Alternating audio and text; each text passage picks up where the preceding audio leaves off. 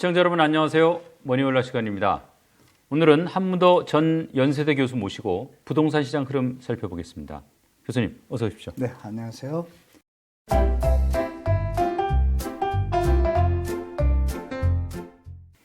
요새 기사에 간간히 뭐 거래량이 는다. 강남은 뭐 가격이 다시 오른다. 네.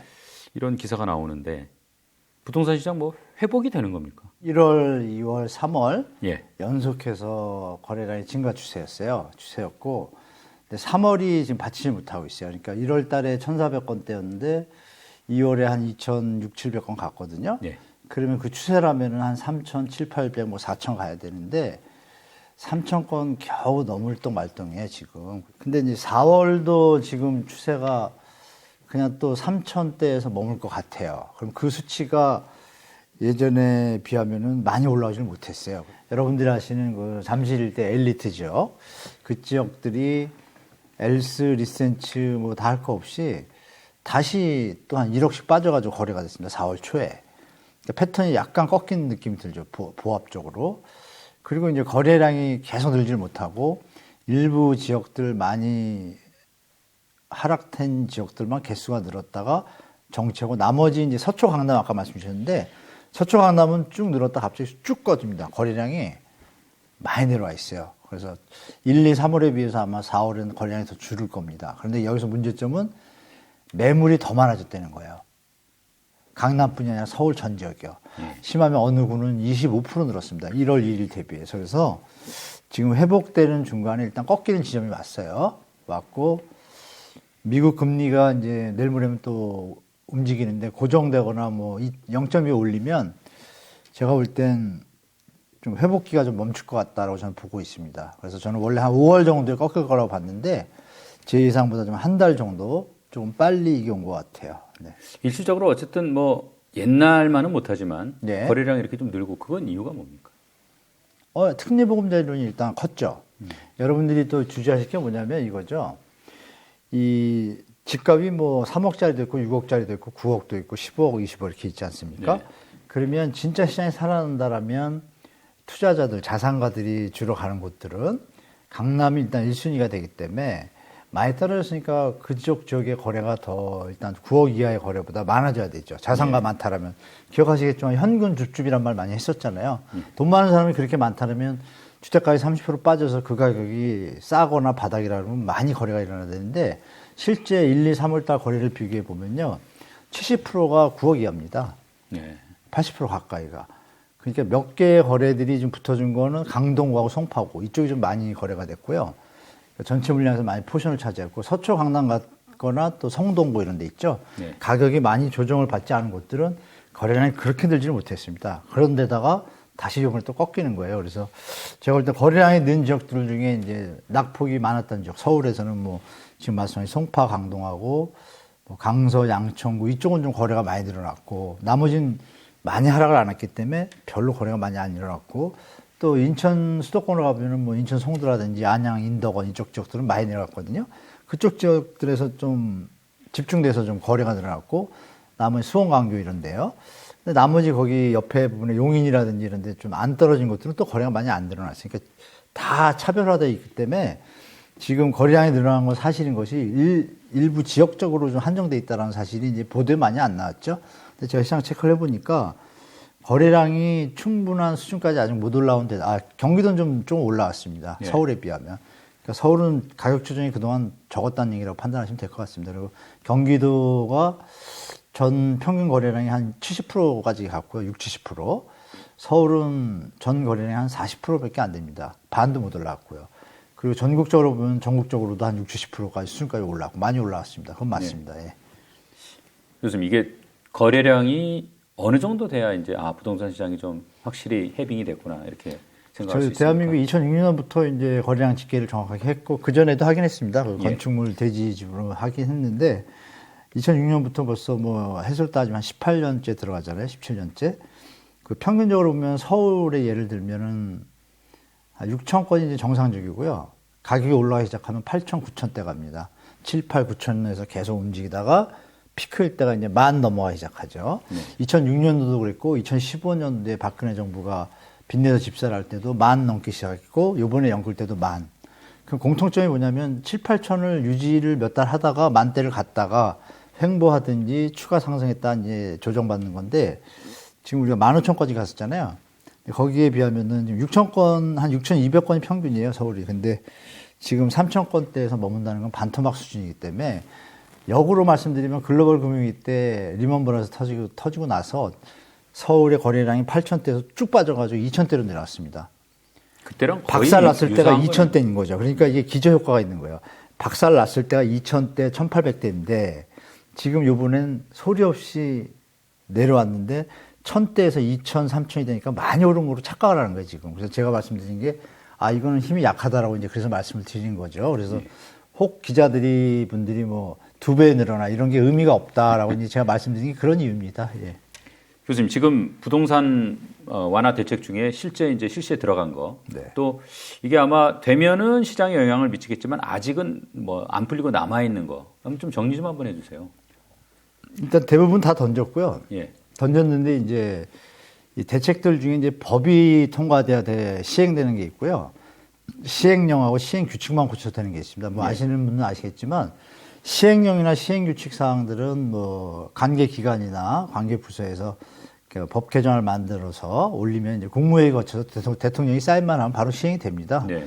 그래서 그런 부분들이 이제 뭐 전매 제한 완화, 또 청약제도 추첨제 늘리는 거, 뭐 이런 부분들은 중도금 대출 규제 푼 거, 이런 것들 뭐 다 중요한 건 다 풀었죠. 근데 이제 그 취득세, 양도세 중과하고 취득세 감면 이런 것들이 있어요. 네. 세금에 관한 부분들은 이제 법을 고쳐야 되거든요. 근데 또 실거주 의무 조항이라는 게 있습니다. 그 대목도 법을 고쳐야 돼요. 그래서 우리가 기억하시겠지만 크게 떠오르는 규제 완화책 중에 말씀드린 전매 제한 완화, 분양 추첨제하고 중도금 대출 완화하고 실거주 의무 폐지가 컸어요. 이 네 개가. 네. 근데 실거주 의무가 왜 컸냐면 둔촌주공 예를 들면 이렇습니다. 둔촌주공에 지금 14억이 비싸다 싸다 하지만 만약에 오른다라고 가정을 하면 중도금 대출이 되지 않습니까? 그럼 계약금 2억 5천 내고 한 3억 정도 냈다 그러면 한 10억 정도 대출을 풀로 받는다고 치면 되니까 대출이요. 근데 그거 일시불이 아니잖아요. 나눠서 내지 않습니까? 네. 그럼 계산해 보면은 10억에 4%면 4천이에요. 1년 반 정도 잡으면 6천 정도 자기 돈이 투입이 되죠. 그런데 만약에 이 집이 1억 정도 올랐다 그러면 수익률이 40%고 2억이 오르면 150%가 되는 거예요. 그러니까 젊은 분이나 실거주의 목적이 아니라 투자할 수 있는 사람들이 할 수 있는 환경이 됐기 때문에 미분양이 낮지만 무순위 청약에서 사람들이 붙은 거예요. 그럼 그 붙은 사람들이 실수요 성격보다는 투자 성격이 많다는 거죠. 근데 거기에 핵심이 뭐냐? 실거주 의무 폐지 조항이에요. 근데 정부에서 대책은 던졌는데 지금 여야가 사이가 안 좋잖아요. 예. 실거주 의무를 폐지를 했어야 입주할 시점에 전세를 놓던 매매를 할 텐데 그때 만약 실거주 의무 폐지가 지금처럼 여야가 계속 대치 국면이다 그러면 법을 통과하기 힘들겠죠? 통과가 안 되면 그분들은 역으로 뭐라 그럴까요? 발목 잡힌다 그럴까요? 상당히 혼란이 올 수 있겠네요. 투자를 가지고 투자 목적으로 했는데 들어가야 되는 거예요. 그러면 이건 정말 이상한 일도 벌어질 수 있겠죠. 그래서 요즘 믿으시는 분도 계시겠지만 뒤로 뭐 둔촌중이 벌써 전매 제한 풀린 시점이 아닌데 선계약으로 지금 뭐 프리미엄이 4억 올랐다 이런 뭐 제가 볼 땐 가짜 뉴스입니다. 네. 그 나오는데 진짜 뉴스는 뒤로 마이너스 1억짜리가 나온답니다. 현장에서 공인중개사 하시는 얘기. 왜? 실거주물 폐지가 안 되면 큰일 나거든요. 그런 게 혼재돼 있어요. 그래서 지금 말씀하신 이제 대책은 이제 그런 게 미흡하게 지금 남아 있어가지고 완벽하게 규제 하나가 안 돼가지고 지금 무주택자도 비판하고 있지만 다주택자나 투자자 입장에서도 비판을 하는 거예요. 그리고 이제 남아있는 대책들이 또 있습니다. 그걸 풀기를 원하는 것들은 이제 건설사들인데요.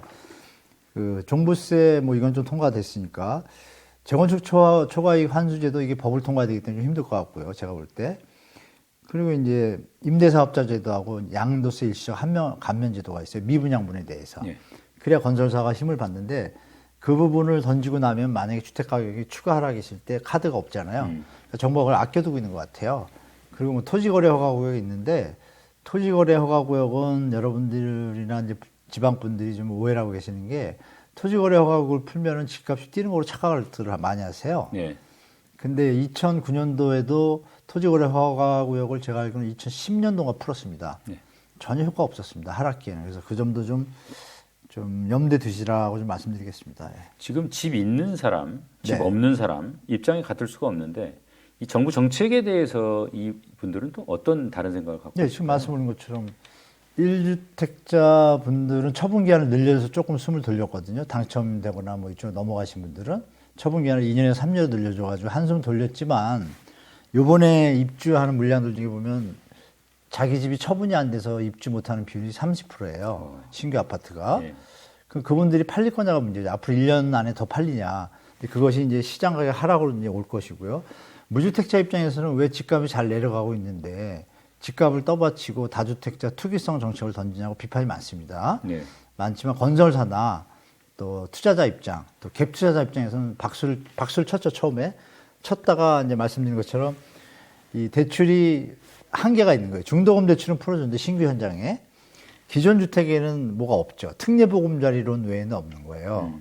특례보금자리론이 또 대환대출이 들어간 바람에 시장의 유효 수요를 인위적으로 만든 건데 거기에 한계가 있죠. 반토막이 난 거죠.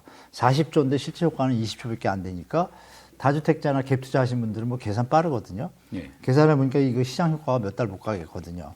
그러다 보니까 시장에 매물이 더 나오는 겁니다. 아까 초반에 말씀드린 것처럼 이런 것들 이제 복합적으로 보시면 아 시장이 앞으로 올라간다는 사람보다 올라간다는 사람은 언론사들밖에 없습니다. 제가 볼 때 대부분의 언론사들이 자꾸 바닥치고 올라간다는데 그거는 뭐 그분들이 갭 투자했거나 뭐 건설사가 사주신 거는 이해가 되는데 그런 성향 때문에 기사 성향이 높은데 실제 시장을 제가 조사해 보니까 아 그렇게 돌아가고 있지 않더라라는 걸 좀 말씀드리겠습니다. 예. 이 지금 금리 아까 대출 말씀하셨지만 네네. 어쨌든 금리가 좀 하향세예요. 그러면 대출 받아서 집 사는 심리는 좀 살아날까요? 어떻습니까? 한계가 있는 거죠. 그러면 이제 금리를 내린 것이 쭉 이어지면 다행인데 그리고 그 3.6에서 최고 5.8이거든요. 신용도에 따라 많이 다른 거죠. 정확하십니다. 신용도가 1분 이상 좀 최고 높으신 분들이 3.6% 되고 그럴 텐데 그분들은 집을 다 샀잖아요.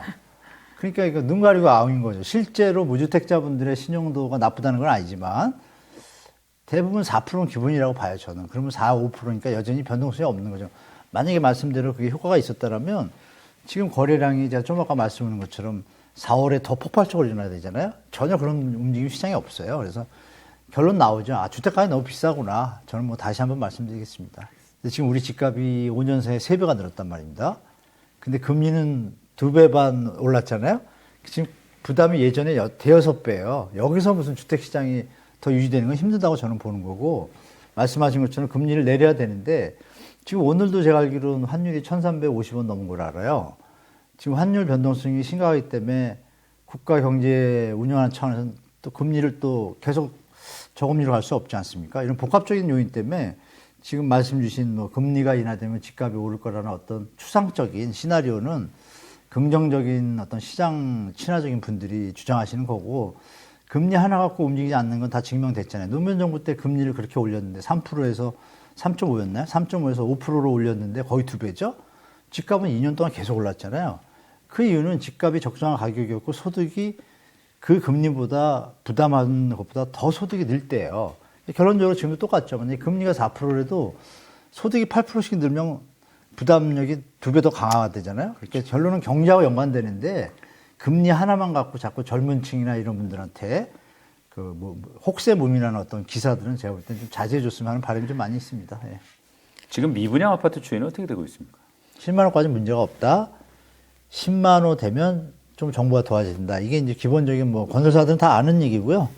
그래서 제가 볼 땐 현재까지 문제가 없는데 앞으로 올해 분양한 물량이 제가 알기로 원래 30만 5만 원이었는데 좀 안 좋다 보니까 지금 20만 5만 원으로 줄었거든요. 분양 계획이. 예. 이거 하고 나면 이제 미분양을 좀 늘겠죠. 그때 원래 대책이 나왔어야 되는데 너무 빨랐다. 뭐 이렇게 말씀을 드리겠습니다. 청약 시장 형편도 좀 알아보겠습니다. 네. 보니까 강북 한 아파트 같은 경우에 미분양 털기 위해서 뭐 35% 할인한 가격에 분양한다. 네네. 이거는 뭐 어떻게 해석해야 되는 거예요? 원래 10억짜리인데 15억에 분양을 한 거예요. 과도한 분양가였다고 판단이 되는 거죠. 결론적으로 말하면. 지금도 현장에서도 나타나잖아요. 지금도 똑같은 지방인데 어디는 완판, 어디는 완패입니다. 네.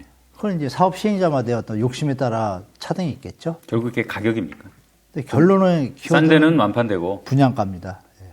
소비자들이 받아들일 수 있는 적정한 분양가인 것이가 이제 결국은 시장을 방향성을 정하는 키워드가 되겠죠. 지금 뭐 집값이 과도하게 높은 건지 네. 적정한 건지 이제 기준도 궁금한데 그런 기준으로 볼 때 우리 집값은 뭐 어느 정도 수준으로 유지되는 게 좀 바람직한 건지 그런 게 좀 궁금하거든요. 기본적으로 여러분들이 느낄 수 있는 것은 이제 수요 공급 이론에서 가격이 너무 높으면 수요가 감소하지 않습니까? 예. 그 현상이 이제 2021년도 말부터 이제 실제로 대한민국에 나타났고요. 거래량이 아무런 이유 없이 그냥 감소하기 시작했거든요. 그리고 이제 금리 인상하기 전에 이미 거래량이 최악으로 내달았고 금리 인상이 겹치면서 더 이제 바닥으로 간 건데요. 그게 이제 사람들의 심리의 어떤 흐름을 말씀드려주는 거. 그러니까 수요가 급감하는 건 가격이 높다는 방증이고요. 지표로 들어보면은 이제 우리가 알고 있는 PIR 지수가 있죠. 이제 소득으로 따지는 겁니까? 그 금액이 내가 만약에 2천만 원을 번다 그러면 집값이 만약에 2억이다 그러면 10배잖아요. 예. 그럼 그 수치를 이제 나눠서 10으로 계산합니다. 그럼 집값이 뭐 20이라는 얘기, 20배라는 얘기죠. 중요한 건 뭐냐면 우리가 소득이라는 게 하나도 안 썼을 때 얘기를 가정한 수치거든요. 근데 예. 만약에 이거를 쓴다고 가정하면 이게 2배가 되잖아요. 20년이 아니라 40년이 되잖아요. 예. 근데 서울의 아파트 PIR 지수가 재작년 말 최고점일 때 18.6을 찍었습니다. 예. 거의 20에 가깝죠. 그러니까 40년이라는 건 사실 나이 60이 돼도 집을 못 산다는 얘기죠. 이 기준은 전체 평균을 가지고 한 겁니다. 물론 평균의 함정은 있지만 그 수치에서 이미 서울 집값은 과다하다는 게 이제 확인이 됐고 지방이나 6대 광역시나 수도권의 주택 가격도 적정 가격 해외와 비교하면 한 6, 7선이거든요. 근데 지금 그게 10까지 올라왔습니다. 이것도 한 1.5배, 2배까지 가까이 간 거죠. HAI라는 또 지수가 있습니다. 그 지수는 이제 20년 만기 정기 그 모기지 금리를 통해 가지고요. 예. LTV 50% 정도 잡고 자기 소득의 25.7%를 그 주택의 소득 원리 상황으로 투입할 때 수치가 100이라는 수치 같아요. 그래서 그게 기준이군요. 네, 200이라는 수치는 곱하시면 54라는 게 나오겠죠. 근데 지금 대한민국의 서울의 아파트의 그 HI 부담 지수가요, 214를 찍었습니다. 그러니까 번 거의 54%를 주택 원리금 상환에 투입이 돼야 되는 거예요. 그런데 우리가 그것만 쓰는 게 아니라 뭐, 다른 데 쓰는 것도 많잖아요. 그러니까 불가능한 수치를 넘어선 거죠. 그래서 거래량 급감으로 떨어진 거고, 그 와중에 미국의 금리 인상이 트리거 역할을 더 하다 보니까 지금 이것이 뭐 일시적으로 하락한다고 보시는 분들은 이제 제가 볼 땐 너무 성급한 판단인 거죠. 제가 볼 땐 이미 과도한 주택 가격이 올라섰고 그것이 이제 조정 국면에 들어간다. 그리고 또 한 가지 지표가 또 하나 있죠. 가처분 소득 대비 가계부채 비율이라는 게 전 세계적으로 다 나오거든요, 데이터가. 근데 미국이 한 141대, 그리고 일본이 137일 때, 다른 지표들도 공통적으로 거의 비슷해요, 대한민국이. 그때 버블 터졌거든요. 예. 근데 대한민국이 지금 한국은행 통계로는 173 찍었어요. 훨씬 높네요. 이미 그러니까 IMF하고 OECD에서 계속 경고하는 겁니다. 한국 가격부채 심각하다, 주택 가격이 높다라는 게 괜히 하는 얘기가 아니고 이런 지표들이 한두 개가 아니고 또 일본이 버블 터지기 직전에 이 GDP 대비 토지 가격, 부동산 가격의 비율이 6.9였습니다. 6.9가 8이었거든요. 근데 우리 지금 6.7이에요. 거의 쫓아왔어요. 그러니까 한두 가지 지표들이 똑같은 방향성을 가리키고 있는 게 아니라 대부분의 지표들이 같은 방향을 가리키고 있어요. 꼭지라는. 그러니까 제가 볼 땐 그래서 제가 뭐 2, 3년 전부터 이건 완전 꼭지라고 계속 말씀을 드리는 거고 그 조정의 폭을 봤을 때 우리는 학습 효과가 있어 그런지 지금 떨어져 일시 반등했잖아요. 그러니까 2008년도처럼 똑같이 데자뷰로 더블 딥이 나올 것 같다고 제가 이제 말씀을 드리는 거죠. 그래서 그럴 가능성이 높다. 가격이 워낙 높기 때문에 소득이 지금 느는 상황이 아니잖아요. 또 대한민국이.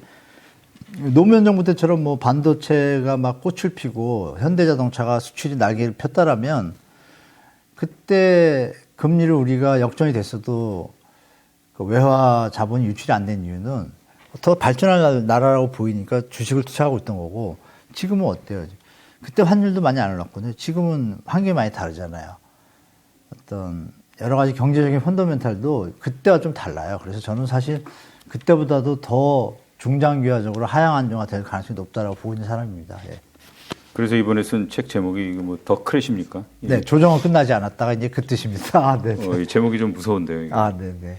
이 책은 어떤 내용입니까? 그 책은 이제 일반 분들이 부동산이 뭐 저도 오래 해봤지만 처음에 접하면 알 것 같은데 복잡해요. 법이 워낙 많고 그래서 좀 일반 분들이 편하게 접근할 수 있는 내용들을 요약해서 시장을 보는 법, 요거만 확인하셔도 시장의 흐름은 예측된다.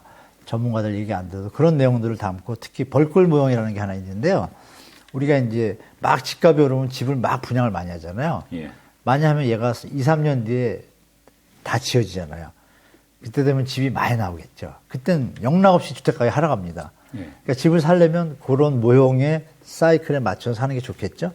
그래서 매일 제가 듣는 게 언제 집 사느냐 막 이렇게 이런 분들이 많아서 그런 그림이 이제 보시면 도움이 많이 되죠. 그런 내용을 좀 담았습니다. 네. 이 정부가 부동산 정책을 펼 때 네. 제가 보기엔 정부도 참 머리가 아플 것 같은데 어떤 분들을 대상 기준점으로 잡아서 정책을 펴야 된다고 보세요, 교수님?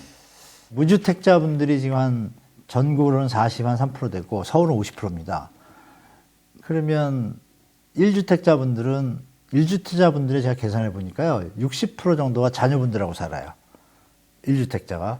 현재 2,100만 가구 중에 다주택자가 한 250만 됩니다. 예.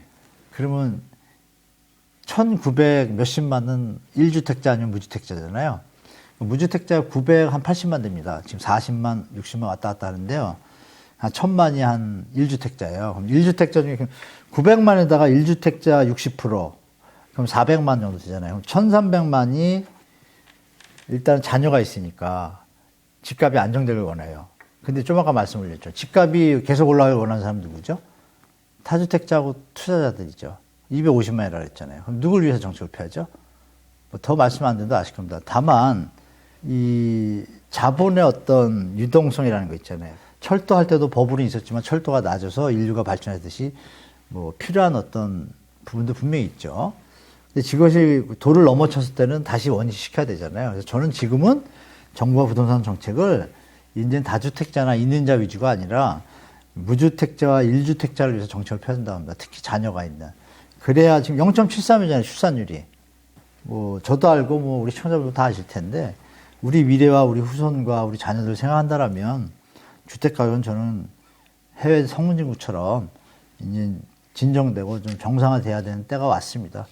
청년들이 해외로 나가고 싶어하고 일자리만 있으면 이게 정상적인 나라는 아니라고 봐요, 저는. 그래서 주택 가격이 너무 과다하다는 거 이미 나왔고 뭐 세계에서 경고를 하고 있지 않습니까? 이미 딴 나라들은 이미 다 터졌었고 대한민국은 이제 그 터지기 직전에 반년에 저는 꼈다고 보고 있는 사람인데 터진다고 표현하면 안 되겠죠. 우리는 미리 알고 있으니까 충분히 미리 선제적으로 간다라면 더 좋은 주택 환경을 만들 수 있겠죠. 그럼 젊은이들이 다시 희망을 찾고 인구가 늘어나야. 지금 뭐 생뚱맞은 얘기지만 작년에 유치원 어린이집이 744곳이 폐원했습니다. 이게 뭐 단순한 수치가 아니거든요, 제가 볼 때. 이런 부분을 생각한다면 지금 앵커님께서 말씀 주신 부동산 정책을 펼 때 어떤 사람들을 기준으로 해야 된다. 이거에 대한 뭐 우회적인 답변을 충분히 들었다고 말씀드리겠습니다. 예. 마지막으로 간단하게 좀 답변 부탁드리겠습니다. 네. 자, 지금 집 사볼까 생각하는 분들 네. 어떻게 하는 게 좋습니까? 1주택자 중에 좀 작은 집에 살고 계신데 바꿔보시겠다. 이런 분들은 좋은 때라고 생각합니다. 정부가 추첨제를 많이 넓혔거든요. 그리고 기존 주택을 처분하는 기한도 충분히 늘려줬고, 그래서 좋은 때라고 보고요. 무주택자분들 중에는 이제 두 부류로 나눠야겠죠. 자산 여력이 충분한 분들과 충분하지 않은 분들. 충분한 분들이 어떤 분들이냐면요. 영끌 시절에 집 살까 하고 준비하고 있는데 너무 오르는 거예요. 못 쫓아간 거예요. 지금 내려와 줬는데 살까 말까 하는데 더 내려갈 것 같은 거예요. 그러니까 이런 분들은 자산 여력이 좀 있잖아요. 그러면 그거 고민하느라고 이제 뭐 스트레스 받고 뭐 또 예를 들어서 만약에 아기가 초등학교 가면 요새는 또 방을 주고 이러잖아요. 가족의 평화를 생각하고 주거가 안정돼야 또 일을 잘하지 않습니까? 네. 그런 관점에서 편익비용을 계산한다면 충분히 지금 들어가고 자기가 버는 소득의 20, 30%만 주택의 비용에 투입이 된다면 모기지 금리 쓰셔가지고 편안한 안정된 삶 속에서 사업을 잘하고 건강하게 사는 게 훨씬 나으니까 그건 하셔도 된다. 그래서 그건 주택 매입을 하는 걸 제가 권유드리고 지금 조금 이제 어느 정도 정리되니까 정리가 된 가격이 30, 40% 빠졌는데 더 내려가면 얼마나 더 내려가겠어요? 올라가면 얼마나 오르겠어요? 그러니까 사셔도 그 진폭이 작으니까 충분히 감내할 수 있다고 보고 다만 이제 무리하시는 분들은 말리겠습니다. 무주택자분들 중에 지금 자산이 주택 가격이 만약에 7억인데 2억밖에 없어요. 5억 대출 되잖아요, 지금. 덤석 받아가지고 행여나하는 그 알량한 투기 심리가 작동해가지고 혹시 이 집값이 2억 오르면 나 2억 투자하고 대출이자 좀 냈는데 7억 때문에 2억 버네 이런 얄팍한 투자 심리를 가지면 크게 물릴 수가 있습니다. 왜냐하면 그러고 샀는데 이게 6억이 되면 어떻게 돼요, 여러분? 1억 있던 자본금도 깨이는 거예요. 그런 분들은 절대 지금 무리하지 마시고 정부가 270만 원 공급 대책도 있고 중장기적으로 그리고 10년, 20년 지나면 베이비 부모들이 많이 좀 다른 데 좋은 데로 가시거든요. 그럼 장기적으로 시장을 보시고 무리해서 급하게 집에 들어가지 말고 충분히 공공주택 분양, 그리고 적정한 분양가일 때 투기 심리는 없으신 상태에서 실거주용일 때만 접근하시라고 말씀드리겠습니다. 근데 그 일이 실제로 벌어진 겁니다. 그래서 5억까지 대출이 됐어요. 어마어마한 거죠. 묻지도 않고 따지도 않고. 이게 이제 저는 이제 출발점이라고 보는 거죠. 그래서 지금도 늦지 않았다. 집값의 거품도 일으키고 이런 사고를 일으키는 원인이 전세 대출이다. 왜 민간 시장에 국가가 껴가지고 시장을 왜곡시켜요? 저는 이거 아주 나쁜 정책이라고 봐요. 안 껴도 되는데.